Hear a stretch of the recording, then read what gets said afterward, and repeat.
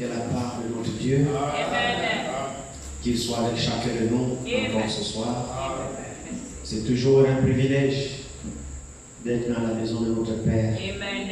Nous savons que nous ne venons pas ici par habitude, mais nous venons ici parce que nous avons été saisis par lui aussi. Amen. Et nous croyons que l'œuvre qu'il a commencée avec tout un chacun de nous, il l'amènera à la perfection.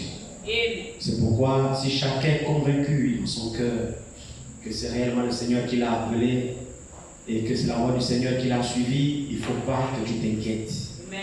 Parce que lui qui t'a connu et qui t'a appelé, il ne t'a pas appelé pour te perdre, mais il t'a appelé pour te sauver.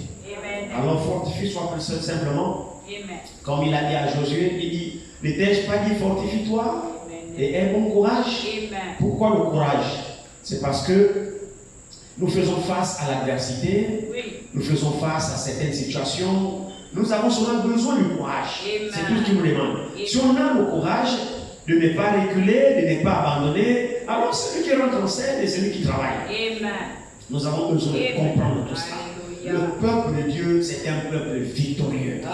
Le peuple de Dieu, c'est un peuple qui doit échouer. Dieu ne nous a pas appelés à échequer. Dieu nous a appelés à la réussite. La réussite, c'est notre partage. Et lorsque nous sommes, ces paroles appellent notre cœur, alors nous nous approchons avec assurance. Même si tout semble compliqué, tu te dis, Seigneur, j'y arriverai. Amen. C'est sûr et certain. Dieu a un plan, mon frère. Et ce Dieu qui nous a créés, c'est lui, lorsqu'il a créé Adam. Nous savons que Adam était une créature particulière, mais il était le Fils de Dieu. Mais Adam n'est pas venu à l'existence comme toi et comme moi. Adam a été créé. Amen. Toi et moi, nous sommes venus à l'existence par le moyen des rapports de maman et de la femme et du papa. Mais Adam, lui, Dieu l'a créé comme ça. Dieu a fabriqué là. Il a d'abord créé. Amen. Il a d'abord créé Adam spirituel. Ensuite, il a pris de la boue et il a donné à Adam la forme que nous avons aujourd'hui. La différence qu'il y a entre Adam, qu'il y avait entre Adam et nous, c'est qu'Adam, lui, n'avait pas de nombril parce que lui n'avait pas été enfanté par une femme. Donc, Adam était différent. Il était fait de chair et de sang, oui, mais sauf qu'il n'est pas venu par les rapports de l'homme et la femme. Il a été fabriqué par les propres mains de Dieu lui-même. Donc, Adam fut le premier homme que Dieu a fabriqué par ses propres mains sans rapport sexuel. Amen.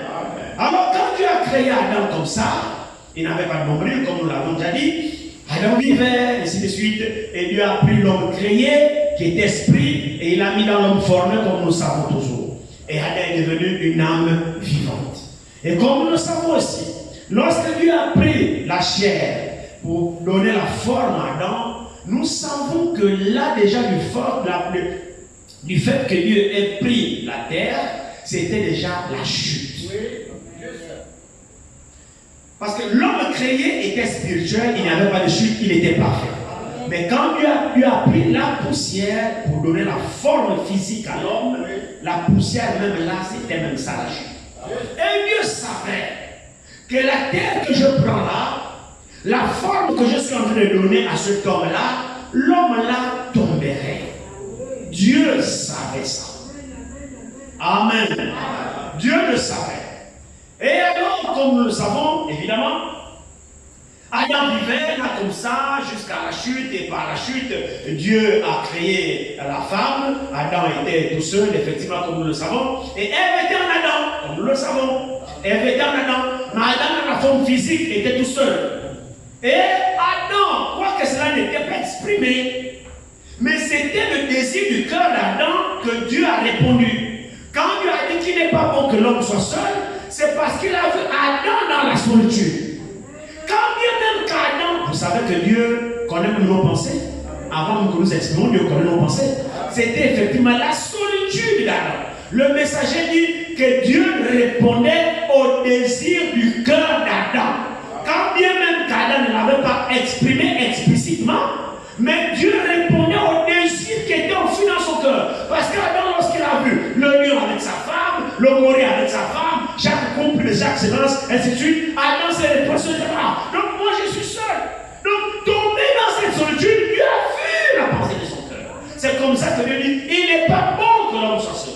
Et le messager lui dit, Dieu répondait au désir du cœur d'Adam. C'est comme ça que nous voyons que quand Dieu maintenant va faire donner la femme aussi à Adam, Dieu ne va pas la fabriquer d'un autre matériau, Dieu ne va pas prendre du bois ou bien quoi que ce soit. Non, non, non, non. Dieu va seulement prendre Ève d'Adam. Dieu va faire coucher Adam et il va prendre une côte et de cette côte, il va élaborer la femme. Remarquez que la femme n'a pas été prise d'un autre produit. La femme a été prise de l'homme. Donc une partie de l'homme. La femme est venue à l'existence. Dieu poursuivait un plan. Dieu savait que là il y a la chute. Quand Dieu même amène la femme, Dieu savait que la chute ne viendrait pas la femme. Dieu savait ça. Tout ça, Dieu savait. Jusqu'à ce que Lucifer est venu, il a tenté Ève, Ève a succombé, ainsi de suite. Ève a mangé le fruit défendu, et nous savons que c'était effectivement l'acte sexuel que Ève a commis avec le serpent ancien. C'était ce qui s'était passé. Le serpent ancien avait la forme de l'homme. Ce n'était pas le reptile comme nous voyons. Il avait la forme de l'homme. Il savait parler comme l'homme. Il était le chaînon manquant entre le singe et l'homme. Il était l'espèce qui était à cheval. Il était à la fois animal, à la fois homme. Et il était compatible avec les hommes, avec les animaux. Il pouvait parler avec les animaux, il pouvait parler avec les hommes. La Bible dit, nous partons rapidement. Prenons Genèse 3. Prenons Genèse 3 ici, voyons qu'est-ce qui est dit. Le serpent était le plus rusé de tous les animaux des champs que l'Éternel Dieu avait fait.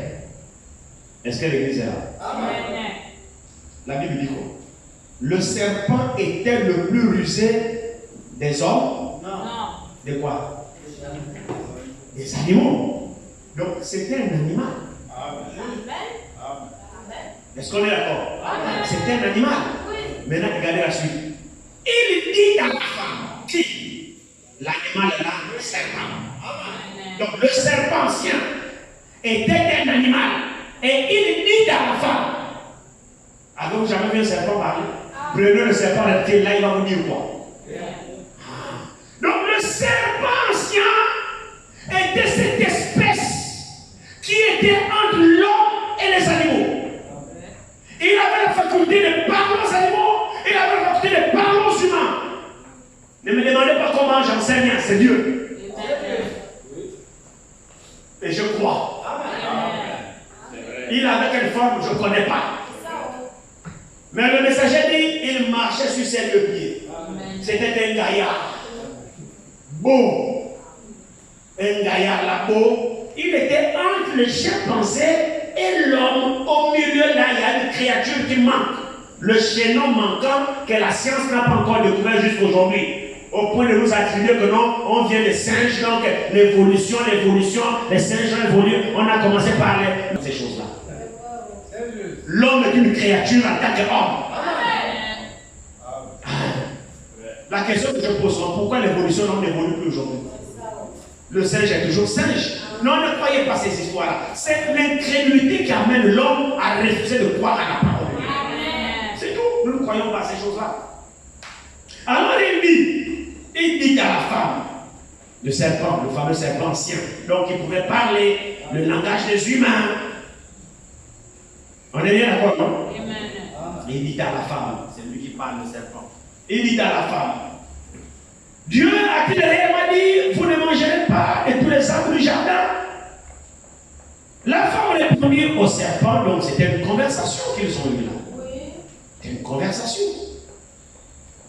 La femme dit au serpent, nous mangeons du fruit des arbres du jardin, mais quant au fruit de l'arbre qui est au milieu du jardin, Dieu a dit, vous n'en mangerez point et vous n'y toucherez point de peur que vous ne mouriez.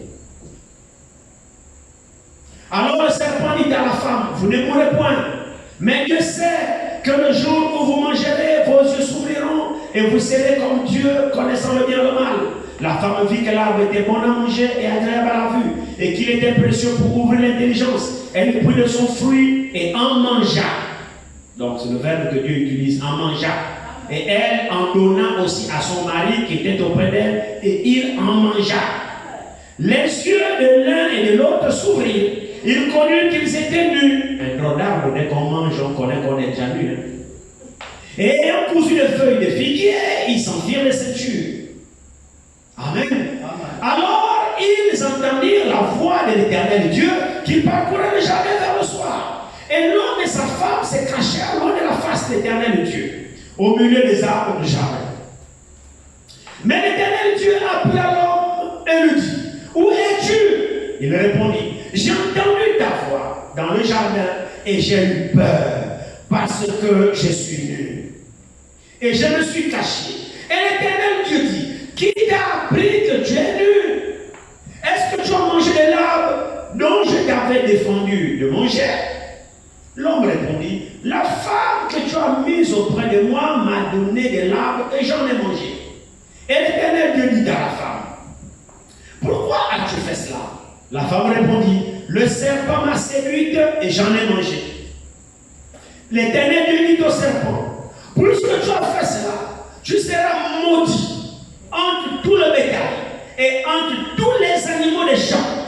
Tu marcheras sur ton ventre et tu mangeras de la poussière tous les jours de ta vie. Je mettrai inimitié entre toi et la femme, entre ta postérité et sa postérité. Celle-ci t'écrasera la tête et tu lui briseras le talon. Il dit à la femme, maintenant verset 16, il dit à la femme, j'augmenterai la souffrance de tes grossesses. Tu enfanteras avec douleur et tes désirs se porteront vers ton mari, mais il dominera sur toi. Amen. Amen. C'est curieux ça. C'est curieux. Après cette histoire, Dieu descend. Dieu ne joue pas la comédie comme nous le savons. Dieu savait que l'homme et la femme feraient cela. Dieu le savait avant même qu'il les forme comme ça. Dieu le savait. Mais Dieu veut seulement que l'homme soit conscient des actes qu'il a posés. Après que Dieu lui a dit de ne pas faire cela. Amen. Mais quand cela les tient, malgré que Dieu lui avait dit de ne pas le faire, Dieu savait qu'il le ferait. Amen. Et Dieu a pris des dispositions que malgré qu'il sera têtu, mais je vais quand même le sauver. Amen. Alors, c'est ce qui s'est passé. Maintenant, Dieu va descendre. Il va dire à l'homme. Alors, il trouve l'homme, là où il se rencontrait souvent, dans le jardin. Alors, l'homme s'est caché parce qu'il a entendu la voix de Dieu. Il dit, mais Adam, où es-tu? Il dit, oh, je me suis caché, j'ai entendu ta voix, je me suis caché parce que j'ai peur. Comment ça, tu as peur? De quoi tu te reproches? Oh non, parce que je suis nu. Dieu dit, attends, qui t'a appris que tu es nu? Est-ce que tu as mangé de l'arbre au sujet duquel je t'ai défendu de manger? Alors là, les accusations commencent. Non, c'est pas moi, c'est la femme. Dieu s'est tourné vers la femme. Femme, pourquoi tu as dit non, c'est le serpent. Il s'est tourné vers le serpent. Bon, maintenant tu seras maudit parce que, comme nous le savons, quand il s'est tourné vers le serpent va accuser qui finalement? Vous voyez? C'est lui l'auteur. C'est lui le responsable. C'est lui l'ingénieur du mal. C'est lui qui a conçu son plan. Vous voyez? C'est que quand Dieu se retourne vers lui, Dieu ne lui pose même pas de questions pourquoi tu as fait cela. Non. Dieu savait qu'il est la source du mal. C'est pourquoi directement Dieu le sanctionne. Il dit bon, tu marcheras sur ton ventre. Vous voyez que par là, ça montrait que le serpent ancien avait des jambes. Parce que ça n'aurait aucun sens si le serpent ancien était un reptile et que Dieu vienne après ce qu'il a fait pour lui dire tu marcheras sur ton ventre. Ça n'aurait aucun sens parce qu'il marche bien sur son ventre. Donc il fallait que le serpent ancien ait des jambes. Qu'il fasse des bouts comme toi et moi. Alors il a mordu le serpent. Après avoir mordu le serpent, il se tourne vers la femme. Regardez très bien. Verset 16, il dit à la femme, j'augmenterai la souffrance de tes grossesses. Curieux. Où est le rapport? Est-ce que l'église est là? Où est le rapport? On a mangé le fruit. Hein, on a mangé le fruit, non? On a mangé le fruit et puis on a su qu'on était nu, on a couvert les feuilles de figuier. Est-ce que je vais. J'augmenterai la douleur de tes grossesses. Où est le rapport? Il faut qu'il y ait quelque chose. J'espère que vous me suivez là. C'est pour montrer que Dieu savait ce qui s'est passé. Et quand cela s'est fait, il y a eu une sémence qui a été déposée. Or, si vous remarquez très bien, le premier homme n'avait pas besoin de sexe pour venir à l'existence. Alors, quand cet acte a été commis, Dieu annonce déjà que la procréation va se faire par le moyen du sexe.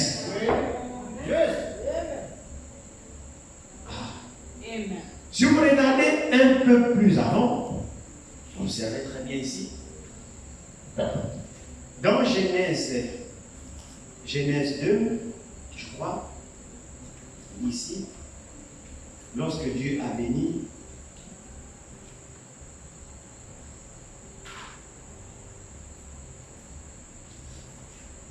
allez très bien, ici.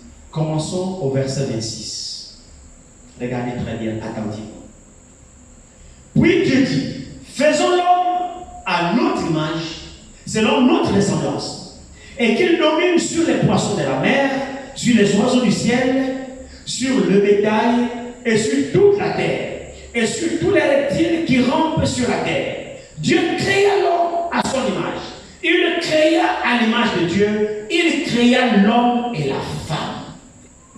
Dans la création, votre attention. Donc, dans la création, Dieu créa l'homme et la femme. Dans la création, c'est écrit ici, c'est pas moi, c'est écrit ici. Est-ce que c'est comme ça? Le verset 27, c'est écrit quoi? Dieu créa l'homme à son image. Il le créa à l'image de Dieu. Il créa l'homme et... Amen. Ça, c'est la création originelle. Maintenant, Dieu les bénit. Donc, la création originelle, quand il a créé l'homme et la femme, comme nous savons que l'homme créé était spirituel, lorsqu'il a créé, il les a bénis. Maintenant, regardez, il les bénit et Dieu leur dit, soyez féconds, multipliez, remplissez la terre et la assujettissez-la. Et dominez sur les poissons de la mer, sur les oiseaux du ciel et sur tout animal qui se meut sur la terre. Amen. Donc Dieu les bénit et Dieu a donné l'ordre à l'homme créé de se multiplier, d'être fécond et de remplir la terre. Donc l'ordre de la multiplication fut donné à l'homme créé par Dieu. De se multiplier et de remplir la terre. Donc l'ordre de la multiplication a été donné à l'homme créé, pas l'homme formé. Votre attention s'il vous plaît. Maintenant regardez très bien. Regardez très bien. Dieu l'a béni, il dit multipliez-vous à l'homme créé. Dieu savait exactement ce qu'il disait lorsqu'il a dit à l'homme et à la femme de se multiplier à l'homme créé. Dieu savait. Et le messager dit que la multiplication dont Dieu avait dit à Adam devait être une multiplication spirituelle. Puisqu'Adam avait été créé, et c'est dans l'homme créé que Dieu dit multipliez-vous et remplissez la terre. Alors Adam devait attendre au temps de Dieu. Adam parlerait et elle serait enceinte. Frères et sœurs, c'est la vérité. Pour témoigner cela, Marie a reçu la grossesse par la parole de Dieu. Maintenant le diable, qui savait dans sa diablerie, plus que Dieu l'a rejeté là-bas au ciel, et il vient sur la terre, il voit que la terre est dans les mains de Dieu. Il faut qu'il fasse quelque chose pour chambouler le plan divin. La volonté de la procréation n'a jamais été par le sexe, selon la volonté parfaite de Dieu. Jamais.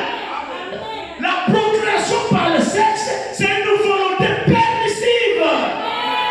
Et la volonté permissive, Dieu ne la créera jamais. Amen. Oui. Amen. Amen. C'est vrai. Dieu la créera. La façon de venir sur la terre. Psaume 50 ou Psaume 51. Que j'ai été conçu. Donc la conception même. J'ai été conçu dans l'iniquité. Avez-vous entendu ça? Allons-y, prenons, je crois. Nous sommes 50 ou sommes 51, je pense. Ici.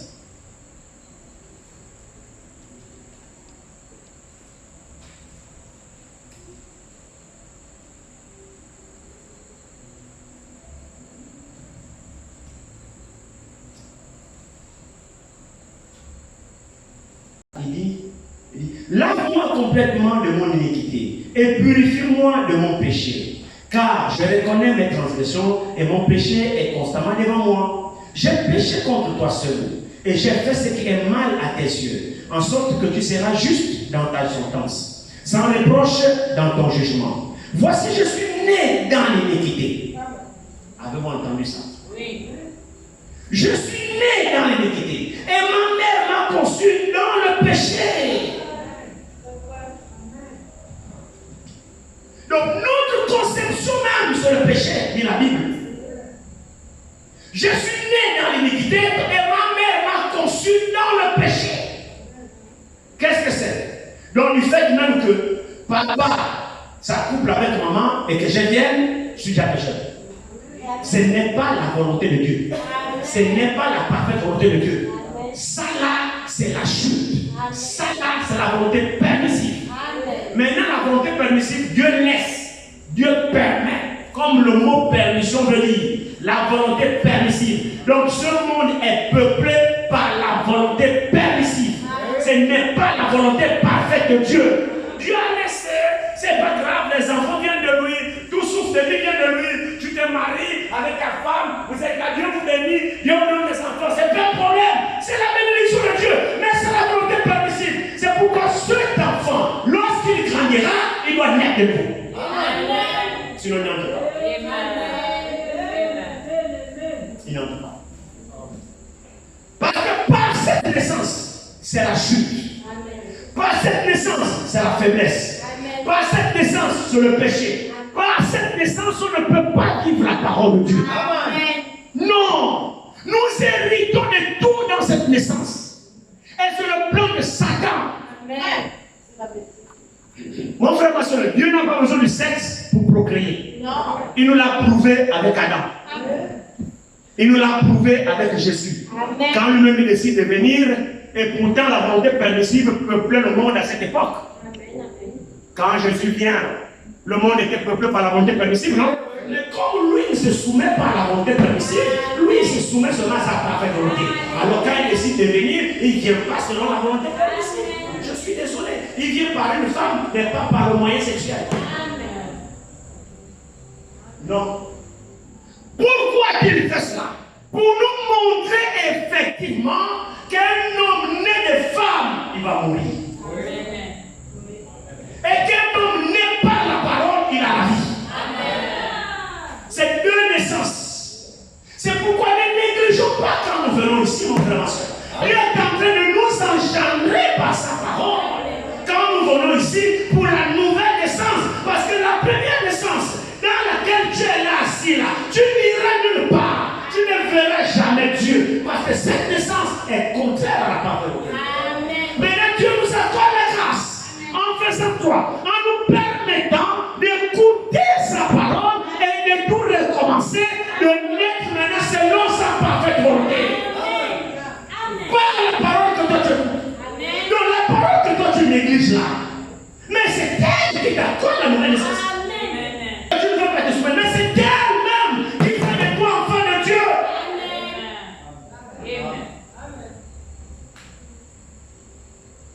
La naissance là, c'est la volonté du diable. Dans le but de bafouer le plan de Dieu. Mais le diable est diable. Vous savez, Dieu est parfait. Dieu est parfait, il n'y a pas d'erreur en Dieu. Dieu est merveilleux, frère. Vous savez, oh, mais si c'est pas vrai, pourquoi Dieu a mis le sexe? Non, Dieu savait. Dieu a mis le sexe, c'était pour attraper Satan. Mais quand il a mis le sexe, il savait qu'il va contourner le sexe. Satan va utiliser ce sexe pour faire le dégât. C'est pour cette raison, mon frère, ma soeur. Nous verrons ça prochainement. Nous verrons ça prochainement. cette histoire de sexe, c'est le diable en plein. Le diable en puissance.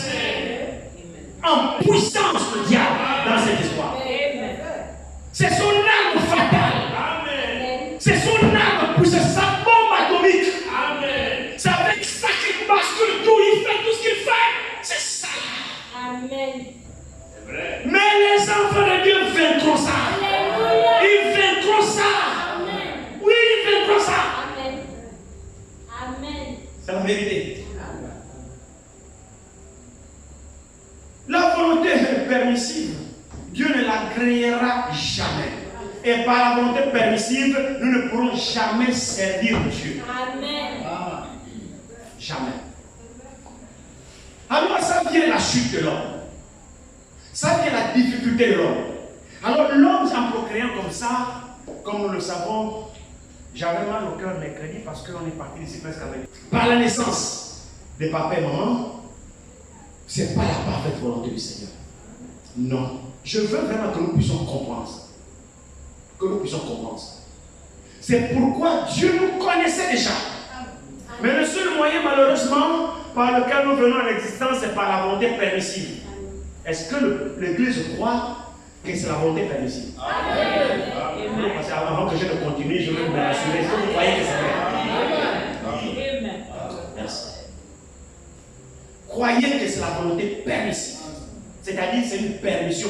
Oui. Mais ce n'est pas la volonté parfaite. Et nous savons qu'il existe deux volontés. Il y a la volonté permissive et il y a la volonté parfaite. La volonté permissive, ce n'est pas celle de Dieu. La volonté permissive, c'est le désir de l'homme. C'est la volonté de l'homme. C'est le désir de l'homme. Dieu laisse, Dieu permet l'homme de faire ce qu'il veut. Mais Dieu n'agréera pas ce que l'homme veut. Non. Cela ramènera toujours à la volonté parfaite de Dieu. Parce que ce que Dieu agrée, c'est sa parfaite volonté. Et ceux qui iront au ciel, c'est ceux qui marcheront selon la parfaite volonté de Dieu. Alors, par cette naissance, nous avons connu le péché. Le cœur est dur, vous savez. La chair a durci le cœur. Nous avons hérité le raisonnement. Les désirs de la chair nous sont embourbés. Ça nous a éloignés de Dieu. Nous naissons avec le péché, l'incrédulité. On voit le péché comme l'eau. Les désirs de la chair nous guident. À tout moment, rien ne va plus. Oh, c'est la chair qui s'exprime au détriment de la volonté permissive de la naissance que nous avons héritée. C'est ça là. Que la Bible nous avons hérité la même manière de vivre selon nos pères. Nous avons hérité ça. La manière pécheresse liée à la naissance. Donc cette naissance peut être attachée à la chair. Et cette naissance a ses désirs. Nous sommes déjà d'emblée faibles par cette naissance. Vous au péché. Job 14 dit, l'homme né de la femme est de peu de jours. Et ces jours sont chargés de fracas, de souffrance, soucis, c'est la conséquence de la naissance de l'homme et la femme. C'est ça la conséquence.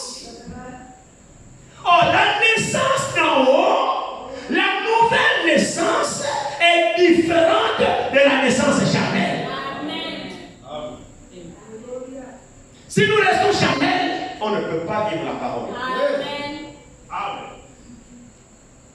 Si nous restons attachés au désir de la chair, on ne peut pas vivre la parole. Amen. On ne peut pas expérimenter Dieu. Frère, c'est la vérité. Amen. On n'ira nulle part. Amen. On ne fera rien. D'où la nouvelle naissance, comme l'a dit le prophète, c'est une obligation. Vous devez naître de nouveau. C'est pas que bon, si tu veux, tu peux naître de nouveau, si tu veux, aussi. Non, c'est pas facultatif. Jésus a dit à Nicodème, vous devez naître de nouveau. Ce qui est né de la chair est chair. Je suis dans Jean 3, je pense. Oui. Ce qui est né de la chair est chair. Ce qui est né de l'esprit est esprit. Donc c'est deux naissances. Donc vous devez naître de nouveau. Vous devez naître de nouveau. C'est une obligation. C'est obligatoire. C'est primordial. On n'a pas le choix. Si vous voulez Dieu, naissez de nouveau. Vous voulez que Dieu marche avec vous, naissez de nouveau. Vous voulez expérimenter Dieu, naissez de nouveau. Vous voulez que Dieu vienne habiter en vous, naissez de nouveau. Si on est attaché à la chair, on n'expérimentera jamais Dieu. Il faut faire la relation entre l'onction et le baptême du Saint-Esprit. L'âge dans lequel nous sommes est un âge trompeur, un âge séducteur. Beaucoup de gens sont loin de l'Esprit de Dieu, mais ils ne sont pas baptisés du Saint-Esprit. C'est pour cette raison que les miracles, les prophéties, les ceci, ce n'est pas l'évidence. Non, ce n'est pas l'évidence. C'est chose à le diable les imite. La nouvelle naissance, c'est une expérience. C'est-à-dire une transformation de l'homme intérieur. Cet homme intérieur, c'est qui? C'est le cœur. Oh, remarquez, la première naissance, nous avions été des cœurs durs. Cela avait été symbolisé avec Dieu, avec Moïse. Lorsqu'il fait sortir son peuple, remarquez très bien, il fait sortir son peuple de l'Égypte. Il les conduit vers la terre promise. Dans le désert, Dieu va dire, pendant qu'il marchait, Dieu parlait à Moïse, et puis Moïse communique au peuple. Il n'y avait pas un support écrit. Jusqu'à ce qu'ils arrivent quelque part, ils se campent là, ainsi de suite. Dieu va dire, monte sur la montagne. Après avoir apparu aux 70 anciens, alors il va dire, ils ont mangé, ils ont bu, et il va dire à Dieu, il va dire à Moïse, que les 70 anciens restent là-bas, qu'ils ne s'approchent pas. Toi seul viens. Les 70 anciens sont restés à l'écart. Ils ne sont pas rapprochés de la montagne. Moïse seul est rentré dans la montagne, a pénétré dans la présence de Dieu. La gloire de Dieu a enveloppé Moïse. Moïse est resté là pendant une semaine. Au bout d'une semaine, Dieu parle à Moïse. Dieu lui dit, prends les pierres, taille 2 pierres. Tu tailles 2 pierres et tu viens avec ça dans ma présence. Moi-même, je vais écrire dessus. C'est que tu rallies au peuple. Moïse a taillé les 2 pierres. Il est allé dans la présence de Dieu. 40 jours après, Dieu lui-même a pris les pierres que Moïse a taillées. Les pierres là symbolisaient le cœur de l'homme. Le cœur de l'homme était symbolisé par les pierres que Moïse avait taillées. Et c'est Dieu lui-même, avec son propre doigt, qui va écrire sur cette pierre-là. Donc Dieu sait écrire, monsieur. Dieu a écrit sur les pierres que Moïse a taillées. Il a écrit les 10 commandements. Il a écrit. Il a donné à Moïse. Plus que Moïse avait duré là-bas sur la montagne, ça a pris 40 jours. Le peuple s'était impatienté. Ah, monsieur Moïse, là, on ne sait pas quel est devenu. Avant qu'il n'aille, il a remis le peuple dans les mains d'Aaron et lui. Et il regardait le peuple, regardez, si vous avez des problèmes, allez-y vers Aaron, il va traiter. Il est parti 40 jours. Le peuple s'était impatienté. Ah, Moïse, on ne sait pas ce qu'il est devenu. Ils ont dit, Aaron, fais-nous un voleur. Nous, Moïse qui nous a amenés là, on ne sait pas s'il est mort là-bas ou est-ce qu'il vit encore, aucun signe de vie. Pardon, fais-nous un voleur, fais-nous un Dieu qui marche devant nous. Parce que Moïse nous a dit, on ne sait plus qu'est-ce qui lui est arrivé. Devant la pression du peuple, Aaron va dire au peuple, vos bijoux là, vos bijoux en or, les broumettes, les boucles d'oreilles, les piercings que vous avez là, enlevez tout ça, donnez. Il a fondu, il en a fait un voleur. Il faut qu'on laisse l'histoire. Je gagne juste du temps. Si c'est pour lire, on va rester là longtemps. Il est 20h. Alors, Aaron a fait un voleur. Et ils ont dit, Israël, voilà ton Dieu. Josué était avec Moïse, mais Josué était à l'extérieur de la tente. Moïse était dans la présence de Dieu. C'est comme ça que Josué commence à écouter, parce que le peuple a fait une fête devant le voleur. Ils ont sacrifié tout. Non, voici Dieu, ils sacrifient au veau d'or, là, ils sacrifient des sacrifices autour du veau qu'Aaron les a fabriqués. Et le bruit qu'il y avait est arrivé jusqu'à la montagne où Moïse était dans la présence de Dieu avec Josué, son serviteur. C'est comme ça que je dis, ah Moïse, mon Seigneur, mais alors le peuple, c'est comme si le peuple était en train de chanter, comme si c'était un cri de guerre. Moïse dit non. C'est même ni un cri de guerre, ni quoi, mais c'est un cri comme si les gens sont en joie, on a la fête, quelque chose comme ça. Descendons. Dieu va lui dire, descends. Par ton peuple que tu as fait sortir là, va voir ce que ton peuple a fait. Et il dit, c'est pas toi, je vais les détruire. Je vais faire de toi une grande nation. Je vais détruire tout ce peuple-là. Toi seul, je vais te garder. Et par toi, je vais te donner un peuple soumis, obéissant. Moïse va l'intercéder là-bas. Il n'a pas encore vu la réalité. Moïse va commencer à intercéder là-bas. Il a les deux tablets qui descendent avec Josué. Ils descendent, ils commencent à intercéder. Non, Seigneur, comment les gens entendront que tu as été incapable d'amener ton peuple. Ne fais pas ça. Souviens-toi de la promesse d'Abraham que tu as fait au Père. Tout ça, tout ça, tout ça. Très bien. Ils sont arrivés. Quand Moïse arrive dans le camp, il voit la réalité. Il dit, oh! Donc j'ai intercédé là à cause des paniques comme ça. Qu'est-ce qui s'est passé? Moïse a pris les 2 tablettes. Ça, c'était un geste fort. Les tablettes, la loi écrite par les propres lois de Dieu lui-même. Moïse a cassé. Moïse a jeté, a cassé. Il ne commence pas, frère. La loi écrite par Dieu lui-même. Il est monté sur la montagne. C'était dans le but de recueillir les ordonnances de Dieu, écrites par Dieu, et venir les lire au peuple. Mais sauf que quand il vient avec la loi, il regarde le peuple. Vers quel peuple je vais lire la loi? Le peuple est dans quelle condition? Il a jeté les 2 tablettes. Ça s'est cassé. La colère, Moïse était point de colère. Il a cassé, jeté les 2 tablettes. Oh, c'était une colère sainte, mon frère, ma soeur. Et Moïse a réglé les comptes à tous ces gens-là. Ah, les responsables ont été punis, ne vous inquiétez pas. Lisez cette histoire, vous pouvez voir dans Exode, je crois 32, hein, je pense. Hein, c'est cela, non? Je crois que c'est dans Exode 32. Vous pouvez lire l'histoire chez vous, à la maison, pour gagner du temps. Alors il a cassé les doigts, il a cassé les 2 tablettes, pour montrer la dureté du cœur de l'homme. La dureté du cœur de l'homme. C'est-à-dire, le cœur de l'homme est tellement dur que même Dieu, pour écrire là-dessus, ça ne passe pas.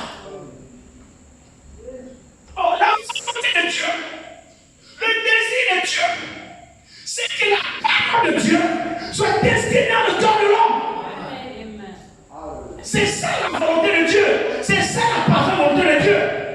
Alors quand Dieu l'a d'abord gravé sur les tablettes de pierre, ça n'a pas marché, Dieu a cassé. Moïse a cassé ça. Préfigurant que c'est pas sur les pierres là en principe que Dieu doit graver sa parole. La volonté parfaite de Dieu, c'est de graver la parole sur le cœur de l'homme. Alors ceci était l'ancienne alliance. Amen. Votre attention. C'était l'ancienne alliance. Cela symbolisait la dureté du cœur de l'homme. Les 2 tablettes là de pierre, remarquez quand il les a cassées, hein, ne vous inquiétez pas. Dieu a dit à Moïse, refais-en d'autres et je vais encore écrire. Moïse a refait d'autres tablettes encore de pierre, toujours de pierre. Il est retourné là-bas, il a écrit. Mais ce qui est merveilleux dans ça, c'est que Dieu a écrit avec son propre loi, mais Moïse aussi a écrit.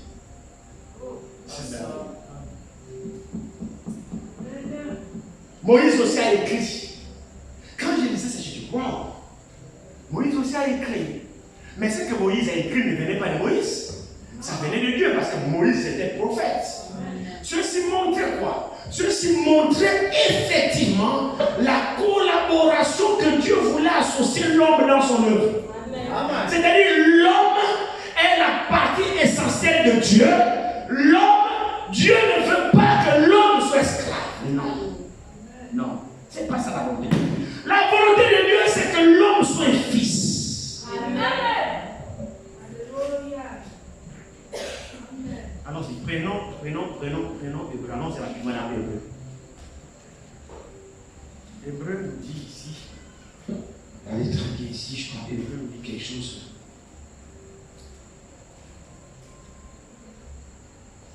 Hébreu. Prenons Hébreu 3 ici. D'accord? Hébreu. Regardez très bien ici.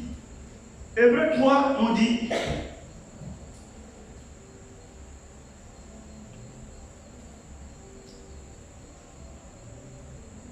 Commençons le verset de Hébreu 3. C'est pourquoi, frères saints, c'est comme ça chez vous. Hébreu 3, à partir du premier verset. C'est pourquoi, frères saints, c'est ça? On parle aux saints. Vous êtes des saints? Amen. qui avait part à la vocation céleste. Vous en avez aussi part? L'Église a part à la vocation céleste? Ok. Considérez l'apôtre et le souverain sacrificateur de la foi que nous professons. Jésus, qui a été fidèle à celui qui l'a établi, comme le fut Moïse dans toute sa maison. Verset 3. Car il a été jugé digne d'une gloire d'autant supérieure à celle de Moïse, que celui qui a construit une maison a plus d'honneur que la maison elle-même. Chaque maison est construite par quelqu'un, mais celui qui a construit toute chose, c'est Dieu. Verset 5. Pour Moïse, écoutez très bien, verset 5. Pour Moïse, il a été fidèle dans toute la maison de Dieu. Amen. Amen. Comme quoi? Comme serviteur. Ça, c'est très important, ça. Ça, c'est très important. Je réponds le verset 7. Pour Moïse, il a été fidèle dans toute la maison de Dieu comme serviteur pour rendre témoignage de ce qui devait être annoncé. Maintenant, écoutez le contraste au verset 6. Mais Christ l'est comme fils dans sa maison. Il n'est pas comme serviteur. Moïse a été fidèle comme serviteur dans sa maison. Mais Christ l'est comme fils, pas comme serviteur. Il y a une différence entre le serviteur et le fils. Le serviteur n'est pas l'héritier. Le fils, il est l'héritier. Tu es là, tu me sers, tu n'as pas le droit à rien. C'est pour cette raison que lorsque Dieu parle à Abraham, et il lui promet la postérité, ainsi de suite, la bénédiction, et tout. Abraham n'avait pas un enfant. C'est comme ça qu'Abraham est digné. Dit, Seigneur, voici je m'en vais vieillir, je n'ai pas d'enfant, et voici celui qui a hérité tout ma vie. Tu m'as béni, voilà tout, Seigneur. Et l'héritier, tout ce qu'il a, c'est Élisée de Damas, qui était son serviteur, son intendant, son serviteur le plus fidèle, Élisée de Damas. Donc c'est là touché à Abraham. Il dit, mais attends, en principe, celui qui est censé être l'héritier de quelqu'un n'est pas son serviteur, c'est son propre fils. Donc l'inquiétude d'Abraham était justifiée. Il dit, Seigneur, je m'en vais mourir, voici l'héritier de ma maison, c'est Élisée de Damas. Il dit, non, moi je t'ai pas dit ça. Ton héritier serait celui qui naîtra de tes entrailles. C'est celui-là qui héritera. Alors Christ aussi, effectivement, ici, la Bible nous dit ici, il dit ici, pour Moïse, il a été fidèle dans toute la maison de Dieu comme serviteur pour rendre témoignage de ce qui devait être annoncé. Mais Christ l'est comme fils dans sa maison. Et sa maison, c'est nous. C'est toi. C'est moi. C'est ça la nouvelle alliance qui diffère de la première alliance. C'est deux alliances différentes. Il dit ici, mais Christ l'est comme fils sur sa maison, et sa maison c'est nous, pourvu que nous retenions ferme jusqu'à la fin la confiance et l'espérance dont nous nous glorifions.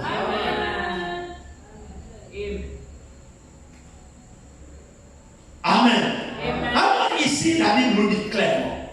Continuez un petit peu. C'est pourquoi, selon ce que dit le Saint-Esprit, aujourd'hui, si vous entendez sa voix, n'enregistrez pas au cœur, comme lors de la révolte, au jour de la tentation, dans le désert. Prenons aussi Hébreux 7. Prenez Hébreux 7. Le changement d'alliance, c'est absolument important. Voyons ce que Dieu a réellement fait pour nous. Hébreux 7, ici, on va. Commençons au verset 11 de Hébreux 7.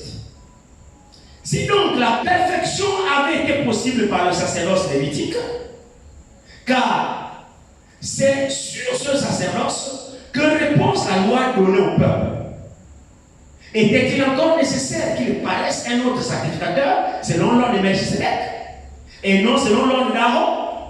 Car le sacerdoce étant changé, il y a aussi nécessairement un changement de loi. Amen. En effet, celui de qui ces choses sont dites appartient à une autre tribu. Donc aucun membre n'a fait le service de l'autel. Car il est notoire que notre Seigneur est sorti de Juda, tribu dont Moïse n'a rien dit pour ce qui concerne le sacerdoce. Cela devient plus évident encore quand il parlait un autre sacrificateur à la ressemblance de Melchisedec, institué non d'après la loi d'une ordonnance charnelle, mais selon la puissance d'une vie impérissable. Amen. Car ce témoignage lui est rendu. Tu es sacrificateur pour toujours selon l'ordre de Melchisedec. Il y a ainsi abolition d'une ordonnance antérieure à cause de son impuissance et de son inutilité. Car la loi n'a rien amené à la perfection. Et introduction d'une meilleure espérance par laquelle nous nous approchons de Dieu. Et cela n'a pas eu lieu sans serment. Car les Lévites sont devenus sacrificateurs sans serment. Les Lévites sont devenus sacrificateurs sans serment. Même Jésus l'est devenu avec serment. Par celui qui lui a dit, le Seigneur a juré, il ne se répandira pas, tu es sacrificateur pour toujours, selon l'ordre de Melchisedec. Jésus est par cela même le garant d'une alliance plus excellente. De plus, il y a eu des sacrificateurs en grand nombre, parce que la mort les empêchait d'être permanents. Mais lui, parce qu'il demeure éternellement, possède un sacerdoce qui n'est pas transmissible. C'est aussi pour cela qu'il peut sauver parfaitement ceux qui s'approchent de Dieu par lui, étant toujours vivant pour intercéder en leur faveur. Alléluia. Continuons la lecture. Il nous convenait en effet d'avoir un souverain sacrificateur comme lui, saint, innocent, sans péché, séparé des pécheurs et plus élevé que les cieux. Il n'a pas besoin, comme les souverains sacrificateurs, d'offrir chaque jour des sacrifices, d'abord pour ses propres péchés, ensuite pour ceux du peuple. Car ceci, il a fait une fois pour toutes en s'offrant lui-même. En effet, la loi établit souverain sacrificateur des hommes sujets à la faiblesse. Mais la parole du serment qui a été fait d'après la loi établit un fils qui est parfait pour l'éternité. Alléluia. Amen. Enchaînons directement avec le chapitre 8. Le point capital de ce qui vient d'être dit. Amen. Quoi? Qu'est-ce qui vient d'être dit? La sacrificature aronique, selon l'ordre d'Aaron, et la sacrificature selon l'ordre de Melchisedec. Qu'est-ce qui vient d'être dit? C'est que la sacrificature selon l'ordre d'Aaron était l'ordre de succession de père en fils. Et par cette sacrificature, dit la Bible, cela n'a amené personne à la perfection. Or, le but de viser, c'est que nous devons être parfaits. Alors, la première alliance, pour couvrir nos fautes, pour permettre à ce que nous soyons en communion avec Dieu, lui a permis un substitut au moyen de la sacrificature selon l'ordre d'Aaron. Mais cette sacrificature, avant l'exercer en la pratiquant, nous découvrons qu'elle est inutile. Parce que le but visé était la perfection des pratiquants. Mais nous constatons que cette sacrificature aronique n'a amené personne à la perfection malgré sa pratique. Alors c'est inutile. Il n'y a pas de puissance. Et on a constaté son inutilité, dit la Bible. Alors maintenant, Dieu a dit, plus que pour le dessein de Dieu, c'est de ramener l'homme à une communion parfaite avec lui. C'est ça l'objectif de Dieu. Alors Dieu a changé l'alliance. Il a dit, cette alliance ici, l'homme n'y arrivera pas. Et dans cette alliance, c'était quoi? Dieu n'a pas toujours le temps. Par la pratique de ces choses. C'est-à-dire, Dieu était au ciel. Votre attention, s'il vous plaît. Dieu était au ciel. Il a donné la loi, des ordonnances, des sacrifices, des pratiques. Et il est pour lui là-bas au ciel tranquille. Il dit débrouillez-vous à mettre ça en pratique. La personne mettant en pratique vivra par ça. Sans l'intervention de Dieu. Dieu n'intervenait pas. Dieu a donné la loi à l'homme, débrouille-toi. Dieu n'intervenait pas. Donc, c'était l'homme lui-même qui devait se débrouiller à mettre la parole de Dieu en pratique lui-même. C'était ça la loi.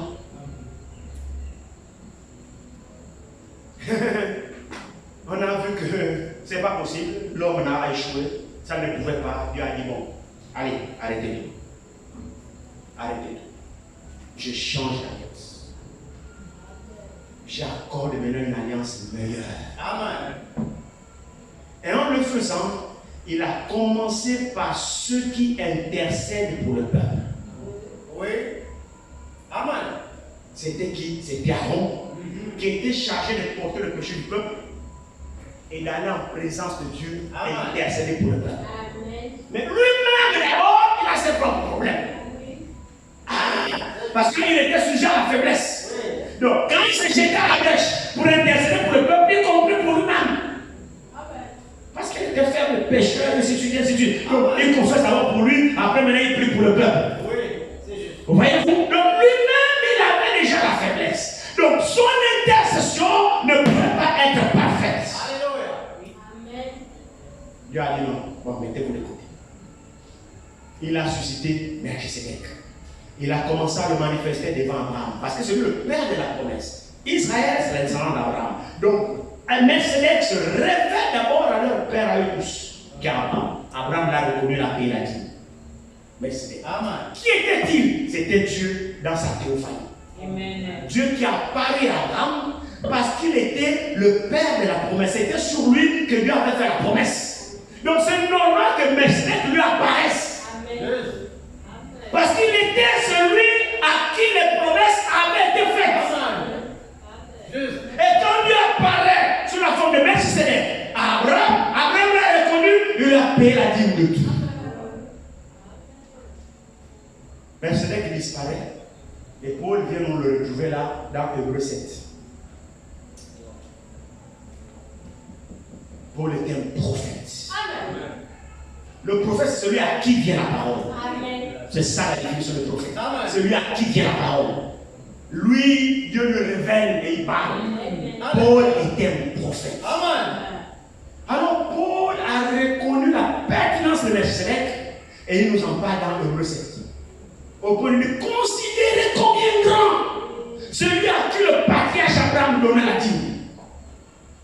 Alors, il a comparé à Jésus et il celui maintenant qui nous révèle qu'il était sans généalogie. Amen. Il n'avait ni père ni mère. C'est même lui qui donne la signification de son nom. Roi de Salem, c'est-à-dire roi des pères. Amen. C'est Paul, hein? Montrer qu'il est prophète. Il n'avait pas de généalogie. Il n'avait pas commencé et il n'est jamais mort. Mais Abraham l'a reconnu parce qu'Abraham était prédestiné à reconnaître Dieu. Alors maintenant, quand Dieu décide de changer d'alliance, Dieu maintenant écarte les Lévites. Dieu écarte Aaron.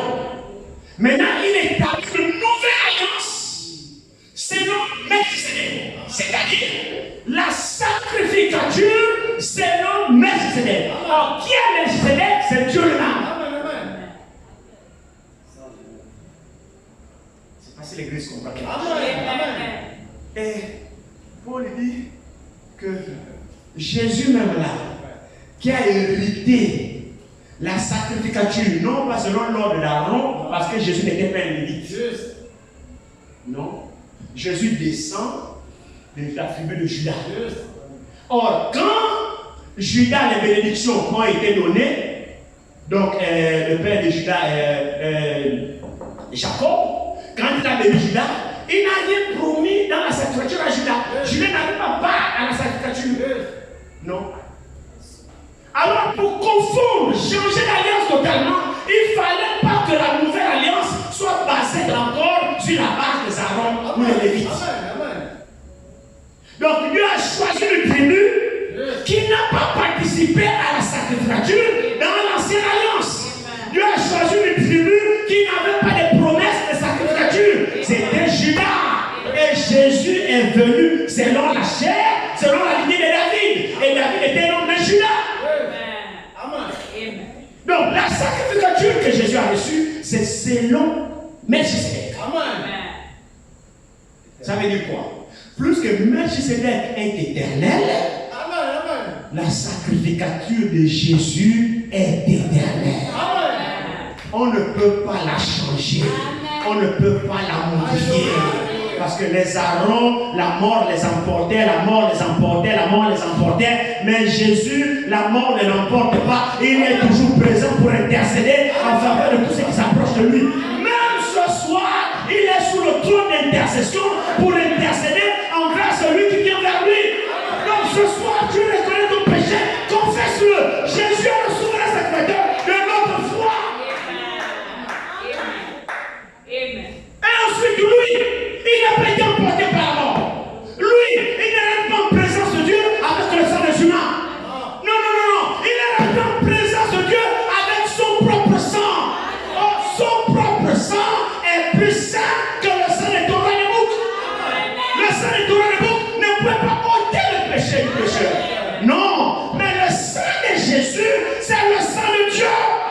C'est plus qu'un détergent. C'est pourquoi la Bible dit dans 1 Jean 5 que c'est lui qui, quand nous confessons nos péchés devant Dieu, il est juste et fidèle de nous pardonner. C'est pas tout, de nous purifier de toute iniquité.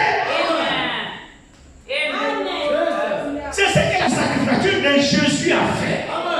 Donc, par son sacrifice parfait, selon l'ordre de Melchisedec, c'est un sacerdoce alors qui n'est pas transmissible. Il ne se transmet pas de génération en génération. C'est quoi ce sacerdoce? Oh Seigneur, on va terminer. C'est Dieu lui-même. Ce sacerdoce, c'est Dieu lui-même. Dieu montrant par la seconde alliance que les efforts des hommes doivent cesser. Les hommes ont essayé, ils ont échoué. Maintenant, Dieu a quitté son trône. Dieu n'est plus resté au trône pour dire à l'homme débrouille-toi avec ma loi. Non, la nouvelle alliance, c'est Dieu lui-même qui quitte son trône et qui descend sur la terre, qui prend sa parole et vient à vivre en toi. Dans la nouvelle naissance, c'est Dieu lui-même qui ramène le cœur de l'homme. Parce que la nouvelle alliance ne consiste plus à écrire la loi de Dieu sur les tablettes de pierre. Non. L'homme est changé par la nouvelle naissance. Dieu venait dans la nouvelle alliance, écrit la parole dans ton cœur. Paul dit, vous êtes une lettre écrite par nous et lue de tous les hommes. La lettre là, c'est la parole que le Saint-Esprit écrit dans ton cœur quand tu crois. Nous détenons la parole. Alors Dieu lui-même vit sa parole dans le croyant. C'est ça la nouvelle alliance. Regardez ici. Il y a beaucoup de choses à dire, mais nous sommes limités par le temps, mais je crois que Seigneur frère. Regardez très bien. Le point capital, reprenons le chapitre 8. Le point capital de ce qui vient d'être dit, c'est que nous avons un tel souverain sacrificateur qui s'est assis à la droite du trône de sa majesté, de la majesté divine, dans les cieux, comme ministre du sanctuaire et du véritable tabernacle qui a été dressé par le Seigneur et non par un homme. Tout souverain sacrificateur est établi pour présenter des offrandes et des sacrifices. Il est donc nécessaire que celui-ci ait aussi quelque chose à présenter. S'il était sur la terre, écoutez très bien, il ne serait même pas sacrificateur, puisque là sont ceux qui présentent des offrandes selon la loi. Oui. Donc en fait, il n'avait pas de place sur la terre. Il ne fallait pas qu'il vienne de la succession. Amen. Verset 5. Il célèbre un culte. Il célèbre un culte, image et ombre de choses célestes. Comme Moïse en fut divinement averti, lorsqu'il allait construire le tabernacle, un soin lui fut-il dit de tout faire d'après le modèle qui a été montré sur la montagne. Mais maintenant, il a obtenu un ministère d'autant supérieur qu'il est le médiateur d'une alliance plus excellente. qui a été établi sur de meilleures promesses. Alléluia. C'est quoi ces promesses? Amen. Vous êtes mes fils et mes filles. Amen. C'est plus vous êtes mes serviteurs et mes servantes. Non. Amen. On est passé des serviteurs à fils. Amen. Directement, la filiation a été établie. Alléluia. N'est-ce pas une meilleure promesse? Et qui dit fils dit héritier, dit co-héritier avec Christ. Parce qu'il est le fils. C'est lui qui a été établi sur la nouvelle alliance. Et là, c'est le fils. Dans sa maison. C'est plus le serviteur qu'on a établi. On a établi le fils pour racheter notre fils. Alléluia. Est-ce que vous saisissez quelque chose là? Amen. Dans la nouvelle alliance, c'est le fils qui fut établi dans sa propre maison. Mais dans l'ancienne alliance, Moïse fut établi comme serviteur. Amen. Pourquoi? C'est parce qu'il y avait les meilleures promesses. Dieu ne veut pas de nous des serviteurs. Dieu a fait de nous des fils et des filles. Donc directement des héritiers. Amen. Regardez très bien ici. Observez ici, il dit de meilleures promesses, verset 7. En effet, verset 7. En effet, si la première alliance avait été sans défaut, il n'aurait pas été question de la remplacer par une seconde. Elle avait plein de défauts. Juste. C'est vrai, non? Amen. Regardez ces bandes d'hypocrites là. Hein? On trouve une femme, la pauvre, attrapant flagrant de riz. Ah, Moïse, vous avez mis les têtes qu'on lapide. Toi, qu'elle dit tu. Mais qu'est-ce qu'ils font ça? Une bande d'hypocrites. Bourrés de péché. Leur cœur c'est dur comme des pierres. Ils ont la loi de Dieu à la bouche, mais la loi n'entrait pas dans leur cœur. Parce que leur cœur était des cailloux. Ils répétaient ça de bouche. Oh, Jésus est venu changer l'état des cœurs. Amen. Oh oui. Amen. Regardez ici. En effet, si la première alliance avait été sans défaut, il n'aurait pas été question de la remplacer par une seconde. C'est avec l'expression d'un blâme que le Seigneur dit à Israël: voici les jours viennent, dit le Seigneur, où je ferai avec la maison d'Israël et la maison de Juda une alliance nouvelle. Amen. Non comme l'alliance que j'ai traitée avec leur père, le jour où je les saisis par la main pour les faire sortir du pays d'Égypte. Cette alliance, c'était quoi? La table d'alliance était gravée sur des pierres, des cœurs, des pierres. Elle n'était pas parfaite, cette alliance. Car ils n'ont pas persévéré dans mon alliance. Et moi non plus, je ne suis pas soucié d'eux, dit le Seigneur. Verset 10, d'Hébreux 8. Il dit: mais voici l'alliance que je ferai avec la maison d'Israël. Après ces jours-là, dit le Seigneur. Amen. Quel jour? Les jours de la loi. Alléluia. Après ces jours-là, viendra un nouveau jour. Le jour de la grâce. C'est-à-dire le jour où Dieu lui-même descendra. Descendra lui-même. Il ne laissera pas l'homme se débrouiller. Non. Il sait que l'homme est faillible. Ils n'ont rien compris. C'est pourquoi ces gens-là que le Seigneur réprimande dans Matthieu chapitre 7, à partir du verset 21. Ils n'ont rien compris. Seigneur, n'avons-nous pas. Non, la nouvelle alliance n'est pas comme ça. C'est pas nous qui faisons les choses. C'est le Seigneur à nous qui fait les choses. C'est pour qu'il y a un bon nom pour faire les. Amen. Qu'est-ce que c'est ça? Ils se vendent en fait. Des œuvres de eux-mêmes, ils se mettent en avant. N'avons-nous pas? Non. Vous qui? Retirez-vous-les-moi. Amen. Les gens qui sont dans l'alliance ne se glorifient pas. Amen. Ils reconnaissent que d'eux-mêmes ne peuvent rien. Ils reconnaissent que c'est Dieu en eux qui travaille. C'est pour dire: je bâtirai mon âme. Mais comment la bâtit-il, frère? Avant que j'avais vu le Saint-Esprit physiquement? Alléluia. Comment la bâtit-il? Par des hommes qui maintenant participent à des hommes. Les hommes qui sont totalement dans sa main. qui ont disparu, qui n'ont plus leurs propres opinions, qui n'ont plus leurs propres avis. Dieu les a totalement maudits et Dieu travaille au travers d'eux. C'est juste. Je bâtirai. Dans la nouvelle alliance, c'est je. C'est-à-dire lui. Amen. Et quand lui fait en toi, c'est pas. C'est tout. Amen. Amen. Avant, c'est toi-même qui forçait. Non. Maintenant, ne force plus. Laisse lui-même venir vivre sa parole en toi. C'est ça la grâce. Amen. Allez ici. Nous allons terminer rapidement. Excusez-moi. Il dit ici. Reprenons le verset 10. Mais voici l'alliance que je ferai avec la maison d'Israël. Après ces jours-là, dit le Seigneur, je. Avez-vous entendu ça? C'est un pasteur? C'est un prophète? C'est un prédicateur? Écoutez très bien. C'est ça la nouvelle alliance. Et nous y sommes ce soir. Est-ce que l'église est là? C'est ça la nouvelle alliance. C'est quoi? Il dit, je prends mon personnel, il s'est défini lui-même. Que dans cette nouvelle alliance, c'est plus vous-même, mais c'est moi-même qui travaille. Pourvu que tu me laisses travailler. Il dit, voici l'alliance que je ferai avec la maison d'Israël. Après ces jours-là, dit le Seigneur, je mettrai mes lois dans leur esprit, je les écrirai sur leur cœur. Alléluia. C'est plus sur les tablettes de pierre, parce que pour finir, Moïse les a brisées en préfiguration pour montrer que ce n'était pas la parfaite volonté de Dieu.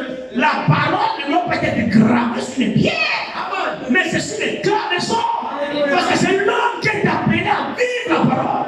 C'est l'homme qui doit glorifier Dieu dans sa chair. Alors Dieu doit écrire sa loi sur tes tablettes de ton cœur, pour que lorsque tu marches, on voit des dieux sous la forme humaine. C'est ça la volonté de Dieu. Comme le fut Adam dans le jardin d'Éden. Adam fut Dieu dans une forme humaine. Adam donne le nom de tout ce qui existait. Et quand il a dit, multipliez-vous, remplissez comme on l'a vu, Dieu parlait à Adam prophétiquement parlant. Et le messager dit, Adam devait attendre, il prononçait la parole, elle devait danser.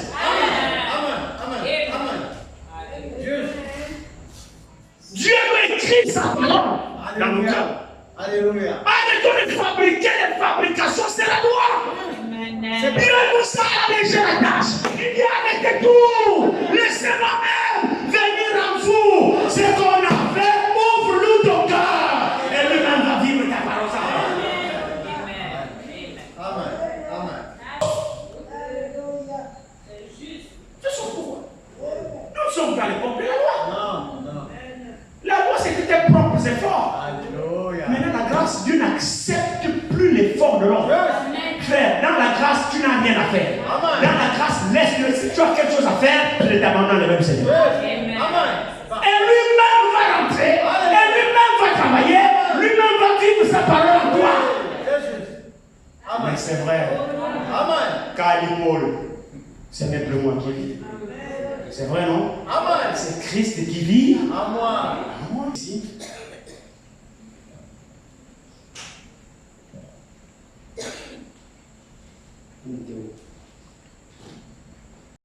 Vous voyez?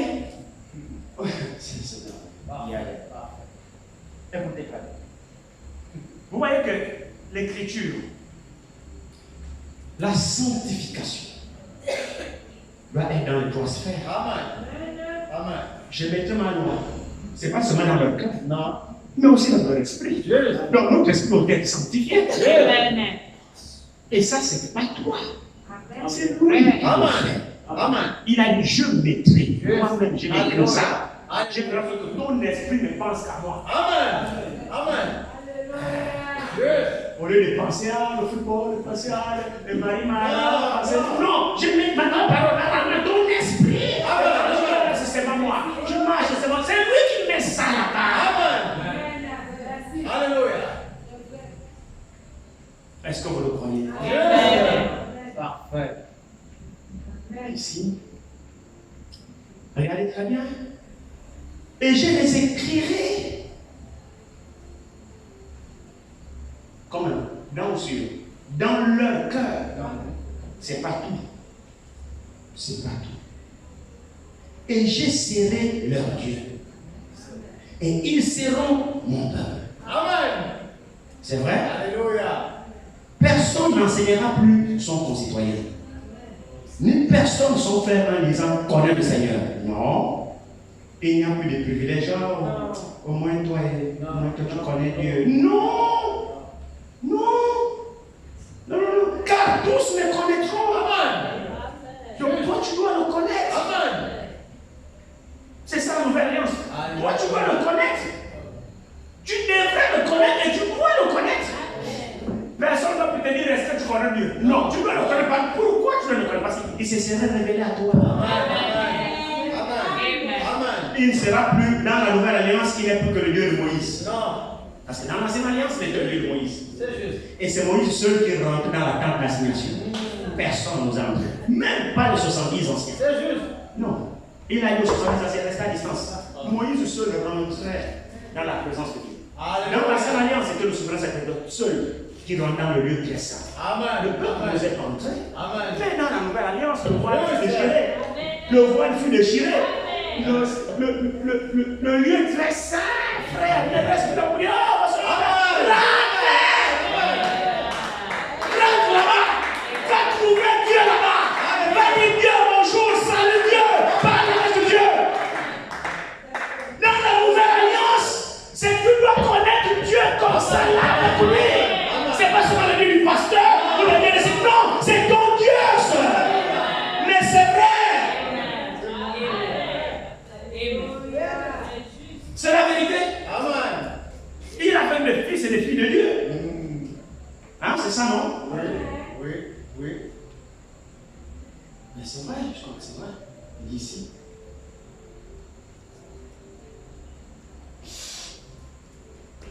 Voilà, je serai leur Dieu et ainsi de suite. Il dit, car tous me connaîtront, depuis le plus petit jusqu'au plus grand. Oui. Mais pourquoi? Mais parce que je pardonnerai leurs iniquités Alléluia. et que je ne me souviendrai plus de leurs péchés. Amen. Amen. En disant une alliance nouvelle, il a déclaré ancienne la première. Amen. Or, ce qui est ancien, ce qui a vieilli, est prêt de disparaître. Amen. C'est vrai, non? Amen. Terminons par Jérémie.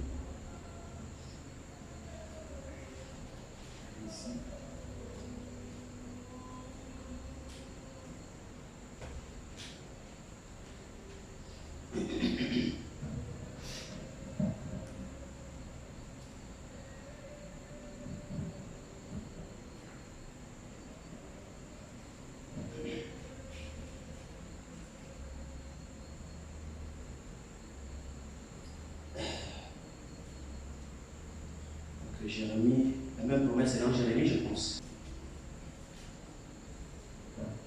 Jérémie 31, Nous allons commencer. au verset 31. Jérémie 31, 31, on dit ici, voici les jours viennent, dit l'Éternel, où je ferai avec la maison d'Israël et la maison de Juda une alliance nouvelle, non comme l'alliance que je traitais avec leur père, le jour où je les saisis par la main pour les faire sortir du pays d'Égypte. L'alliance qu'ils ont violée, quoique je sois leur maître, dit l'Éternel. Mais voici l'alliance que je ferai avec la maison d'Israël. Après ces jours-là, dit l'Éternel, je mettrai ma loi au-dedans d'eux. Je l'écrirai dans leur cœur. Et je serai leur Dieu et ils seront mon peuple.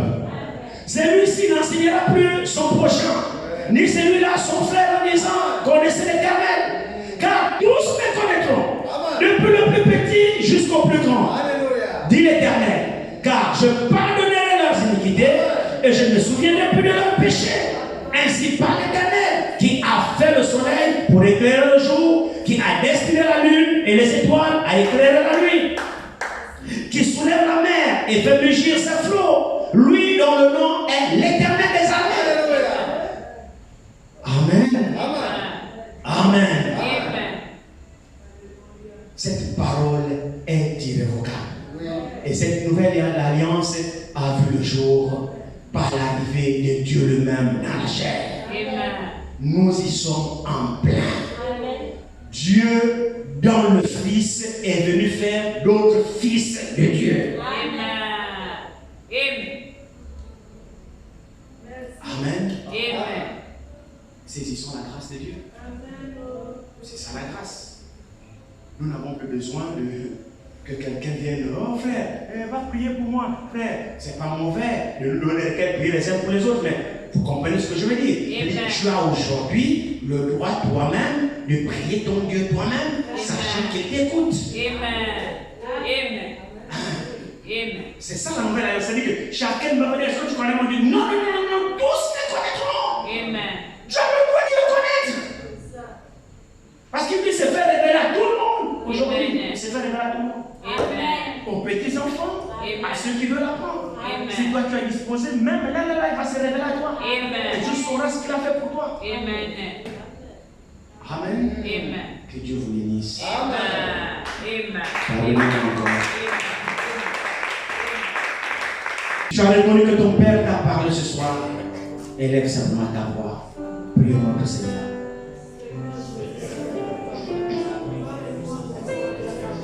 Oh Seigneur mon Père, combien je te suis encore reconnaissant ce soir.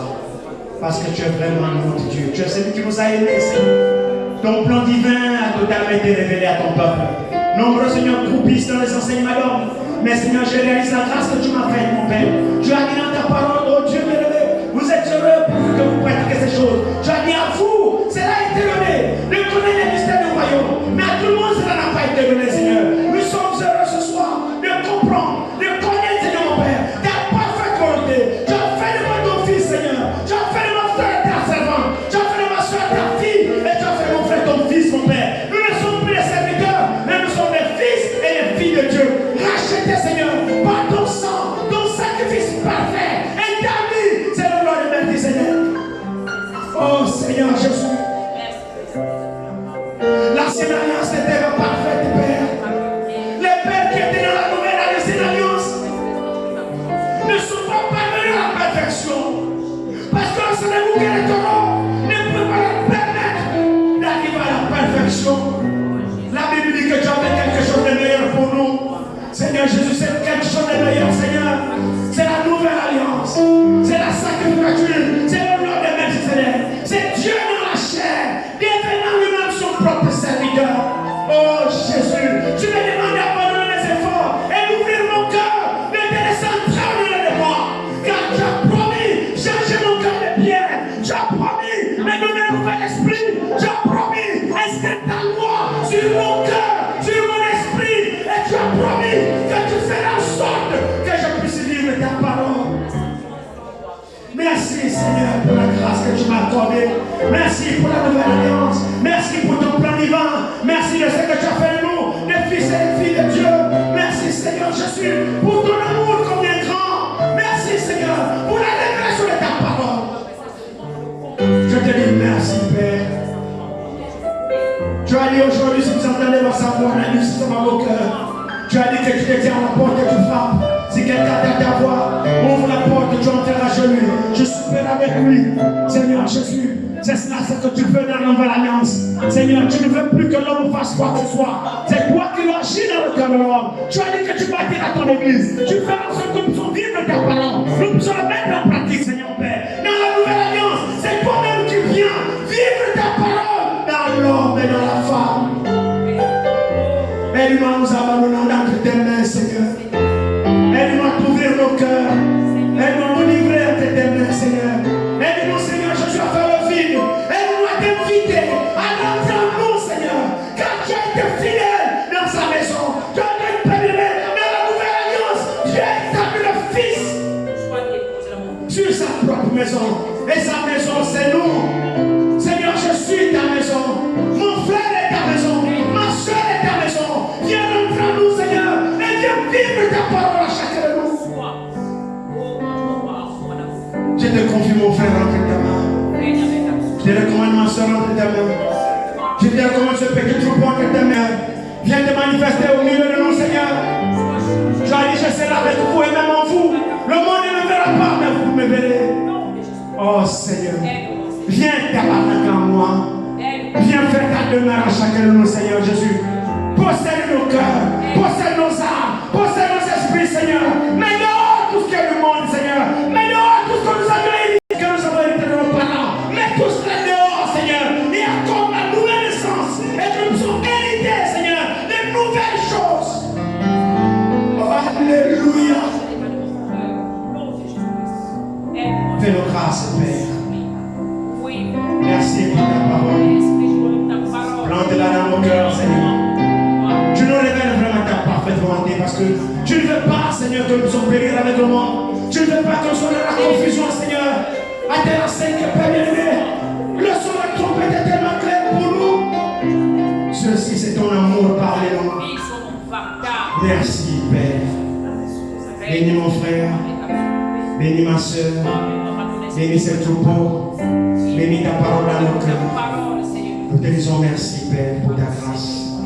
Gloire, honneur à ton Seigneur. Amen. Au nom de Jésus-Christ.